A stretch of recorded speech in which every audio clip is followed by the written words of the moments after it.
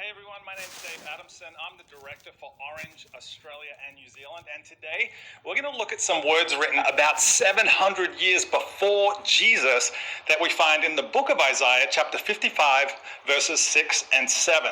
Seek the Lord while you can find him.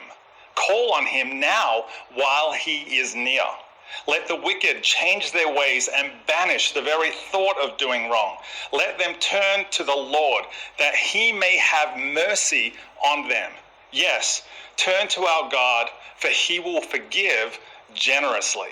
Now, these are the sort of verses that you could easily turn into a tweet or a post on Instagram, but I think you want to get more out of the Bible than just a social media post, right? So let's spend a minute and take a deeper look into these words and how they can impact your life today. So these verses start with a recommendation to seek the Lord. And the Hebrew word we translate as seek in this verse is daresh, which means to investigate, to study, and to pursue. So the idea is that we would pursue God while we can, which is interesting because the modern world tells us we should pursue money and fame and security. It tells us we should pursue status and more social media followers. But God tells us to pursue things like justice and mercy and humility and compassion and relationships, because the defining moments in your life won't come when you make money and invest in wealth, but when you make friends and invest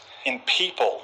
Then today's reading ends by saying that when we seek God, he will have mercy on us. And the Hebrew word we translate as mercy in this verse is rechem, which means to show compassion. And rechem is one of the deepest expressions of God's unfailing love. It's like how Rick Warren says, God's love is like an ocean because you can see its beginning, but not its end.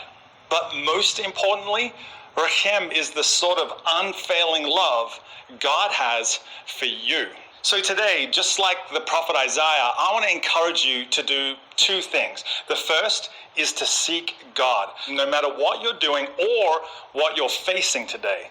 And the second is to never forget that God's unfailing love for you is without end. Amen.